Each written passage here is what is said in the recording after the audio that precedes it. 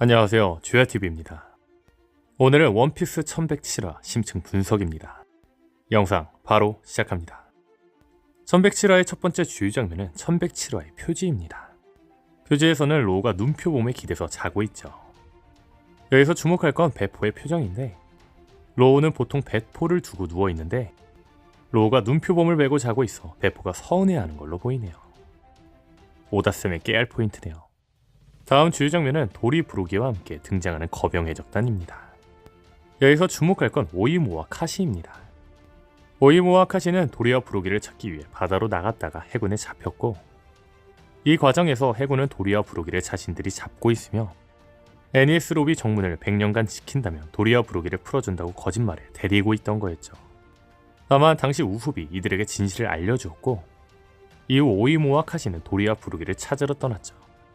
그렇다면 여기서 또 하나의 떡밥이 회수되는데, 도리와 브로기는 밀짚모자 일당이 리틀간에서 떠난 뒤에도 결투를 하고 있었습니다. 그런데 뜬금없이 샹크스와 함께 이들이 엘바프에 있어 이들이 어떻게 엘바프로 왔나 했는데, 나미의 말대로 오이모와 카시가 데리고 온 걸로 보이네요. 다음 주요 장면은 도리와 브로기가 에그헤드에 온 이유입니다. 우훅과 나미가 이들이 어떻게 왔지라며 의아해하자 베가펑크 에디스는 말합니다. 정부와 연루된 출격이니 하룻밤이면 뉴스로 보도될 거라고. 이로써 알 수 있는 건 거병 해적단은 엘바프에서 하룻밤 만에 에그헤드로 왔다는 겁니다. 이 의미가 에그헤드와 엘바프가 가까워서 가능한 건지, 혹은 샹크스에 빠르게 이동할 수 있다는지에 대한 떡밥일지는 좀 더 지켜봐야 할 것 같습니다. 다음 주요 장면은 써니호를 타고 내려가는 브룩과 릴리스입니다. 1105화에서 브룩은 구름을 얼음으로 바꾸어 써니호를 움직이게 했습니다. 다만 이대로는 떨어진다며 릴리스는 분노했습니다. 그런데 이번 1107화에서 밝혀지게 현재 써니호의 상황은 더 심각합니다. 이대로 섬을 나간다면 베리어에 부딪혀 대폭발이라는 거죠. 다만 분명한 건 오다스는 써니호를 베리어에 부딪혀 대폭발을 만들진 않을 겁니다. 즉 누군가 써니호를 도와줄 거라는 거죠. 이에 대해서는 1106화 심층 분석에서도 이야기했는데, 저는 이를 도와줄 자가 철거인이라 생각합니다. 베가펑크는 철거인을 본따 베가포스 1을 만들었습니다. 그리고 베가펑크는 베가포스 1으로 에그헤드를 탈출하려고 했지만, 베가포스 1은 키자루 루피 싸움에 의해 파괴되어 있는 상태죠. 즉 베가포스 1의 원형 철거인이 부활하며 밀짚모자 적단의 탈출을 도울 수 있지 않을까라는 겁니다. 다음 주요 장면은 조로 대 루치입니다. 혹자들은 아직도 조로가 루치를 잘 못했다며 조로에게 많은 실망을 한 걸로 보입니다. 다만 우리가 생각해볼 건 조로가 23년 8월에 발매된 1091화에서 루치랑 싸우고, 이번 24년 1월에 발매된 1105화를 통해서 아직도 결판이 안 났다고 나온 만큼 우리는 조로와 루치가 엄청 오랫동안 싸웠다고 느껴지지만, 조로와 루치가 싸운 걸 시간상으로 생각해보면 키자루의 등장쯤에 루치가 등장한 만큼 조로와 루치의 싸움은 아직 30분도 안 된 걸로 추정된다는 겁니다. 다만 개인적으로 이제 곧 조로와 루치의 싸움이 끝날 거라고 생각합니다. 가장 결정적인 이유는 징베가 조로에게 향하고 있다는 겁니다. 사왕도 아닌 루치를 조로 징베가 힘을 합쳐 쓰러뜨리지는 않을 겁니다. 즉 징베가 오기 전에 조로가 루치를 쓰러뜨리지 않을까라는 거죠. 게다가 분명한 건 조로가 루치를 쓰러뜨린다는 떡밥이 하나 존재합니다. 그건 바로 아수라입니다. 조로의 기술 중 귀기 구도류 아수라라는 기술이 있는데, 이는 얼굴 3개와 팔 6개를 만들어 9번의 검궤적을 보이는 겁니다. 그렇다면 여기서 주목할 건 루치의 열매입니다. 루치의 열매는 동물에게 고양 열매 모델 표범입니다. 즉 고양이과라는 거죠. 그런데 재밌는 건 고양이는 목숨이 9개라는 속설이 있다는 겁니다. 다시 말해 9개의 검기술을 사용하는 조로에게 고양이를 상징하는 루치는 조로가 쓰러뜨리기에 가장 적합한 상대라는 거죠. 다음 주요 장면은 현 해군의 피해 상황입니다. 현재 본의에 의해 같은 편이 된 파시피스타 그리고 거병 해적단으로 인해 해군은 30척의 소형 중형선이 격침되었습니다. 1089화에서 밝혀지길 에그헤드는 20척의 거대 군함을 포함한 100척이 있다고 했습니다. 즉 에그헤드는 20척의 거대 군함 그리고 수형 중형 80척이 있는데, 현재 해군의 전력은 거대 군함 20척, 수형 중형 50척이 남은 거라는 거죠. 이를 통해 알 수 있는 건 거병 해적단과 정상결전의 파시피스타를 뛰어넘는 마크3의 힘이 그만큼 강하다는 거죠. 물론 거대 군함의 폭격 하나가 마크3를 일격에 제압할 만큼 전력은 현재 비슷하지 않을까 싶네요. 다음 주요 장면은 루피와 보니의 대화입니다. 여기서 첫 번째로 주목할 건 루피는 자신이 니카인지 모른다는 겁니다. 물론 루피도 그냥 혼자 즐거워졌다며 변한 만큼 자신이 니카인 걸 모르는 건 당연한 걸로 보이죠. 제가 여기서 또 하나 주목할 건 루피에게 고무 펀치를 보여달라고 부탁하는 보니입니다. 이에 대해서는 여러 번 설명했는데 보니의 능력은 자신이 믿는 어떤 미래로도 변할 수 있습니다. 다만 믿지 못한다면 그 능력을 사용할 수 없죠. 그런데 이제 니카 루피 옆에서 보니가 니카의 기술과 니카의 능력을 본다면 주 보니가 니카 능력을 쓰는 모습을 볼 수 있을 거로 보이네요. 다음 주요 장면은 보니와 루피를 벌레라고 욕하는 세턴입니다. 제가 여기서 주목하고 싶은 건 세턴은 계속해서 사람들을 벌레와 같다고 이야기한다는 겁니다. 저는 현재 오로성과 세턴이 지옥에서 온 자들로 추정하고 있는데 오로성이 사람들을 벌레라고 말하는 건 역시 이들은 사람이 아닌 지옥에서 온 악마들이라는 가설에 힘을 주는 부분이 아닐까 싶네요. 세턴이 계속 인간을 벌레라고 말하는 부분에서 또 하나 주목하고 싶은 건 클리셰입니다. 사실 악당이 사람들을 벌레로 비유한다면 그 악당은 오히려 벌레처럼 제압당할 확률이 높습니다. 더 나아가 세턴은 누구보다 벌레같이 생겼죠. 그런데 마침 루피는 이번 에그헤드 편에서 벌레를 제압하기 좋은 기술을 이미 사용했습니다. 그건 바로 쿠마의 과거 예상 속 나온 고무고무 도끼이죠. 고무고무 도끼는 마치 벌레를 발로 잡을 때의 모습이기도 합니다. 게다가 분명한 건 과거 예상 속 루피는 고무고무 도끼를 사용하며 말했습니다. 이걸 필살기로 써놔야겠네. 상당한 적을 상대로 했을 때 써먹어야겠어. 즉 굳이 오다스미 쿠마 과거 예상 편에서 루피의 고무고무 도끼를 소개한 점, 세턴이 계속해서 사람들을 벌레라고 표현한다는 점, 세턴의 능력은 누구보다 벌레 같다는 점을 생각해본다면 세턴은 루피의 고무고무 도끼로 벌레처럼 제압당하지 않을까라는 거죠. 다음 주요 장면은 세턴을 날려버리는 루피입니다. 여기서 재밌는 건 원피스 세계관에서 가장 많이 천룡인을 때린 자는 루피라는 겁니다. 다만 제가 여기서 주목하고 싶은 건 생각보다 세턴이 약하다는 겁니다.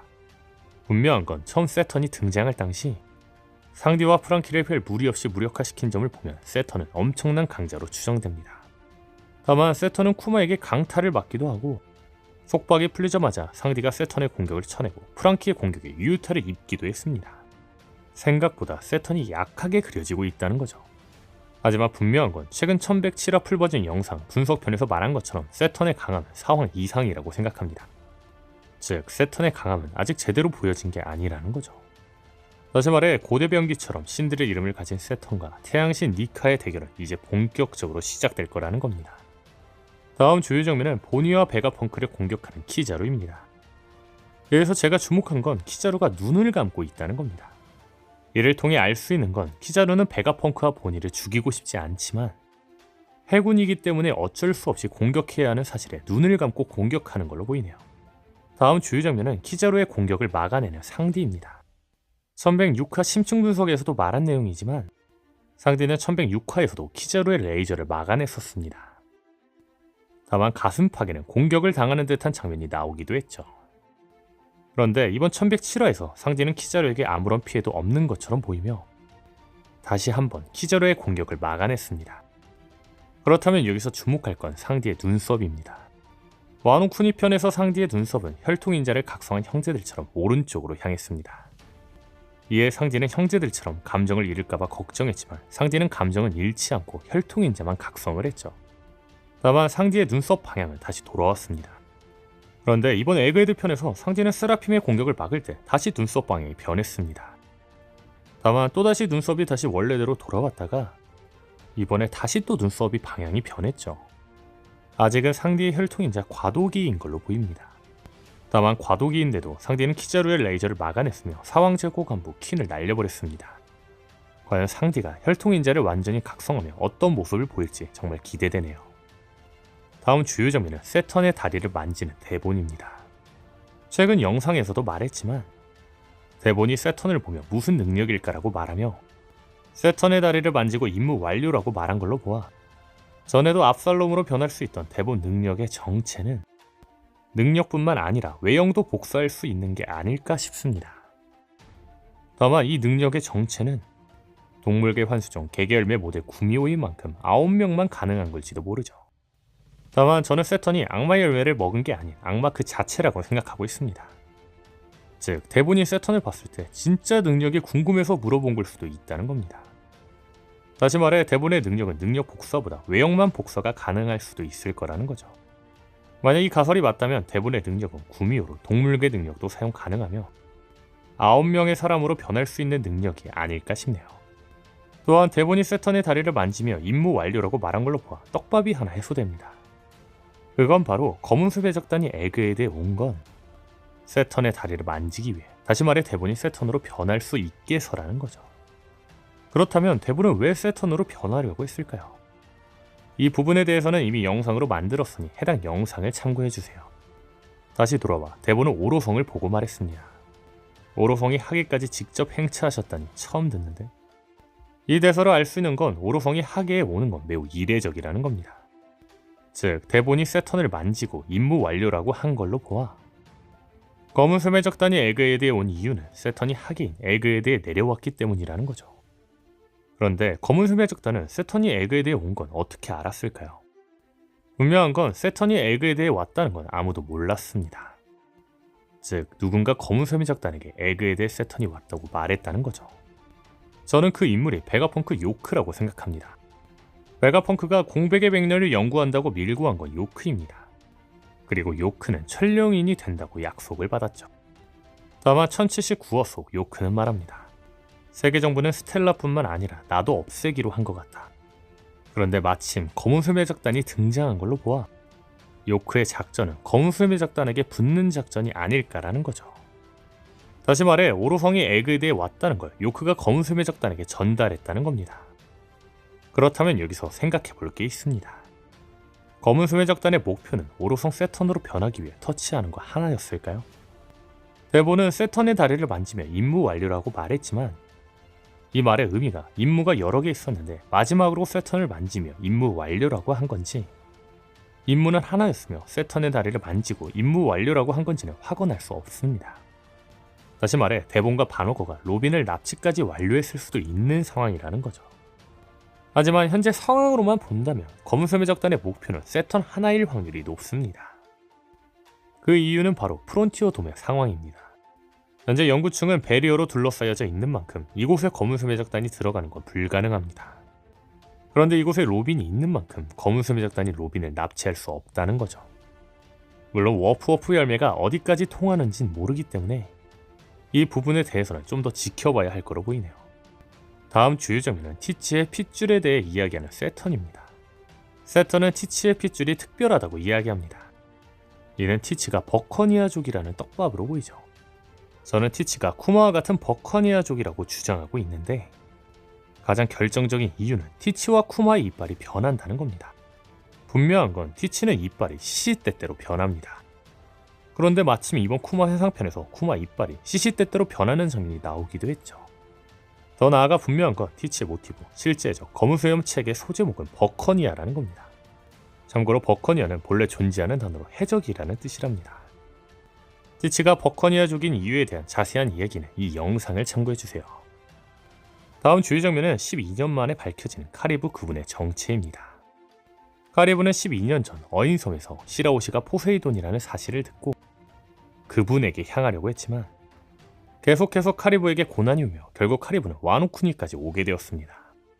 그리고 와노쿠니에서 플루톤이 와노쿠니에 있다는 사실도 듣게 되죠. 이후 카리브는 와노쿠니에서 빠져나와 그분에게 가기 위해 루피랭의 배에 타지만 결국 카리브는 에그헤드까지 오게 됩니다. 그리고 이번 에그헤드에서 드디어 검은 샘의 적단을 만나게 되었죠.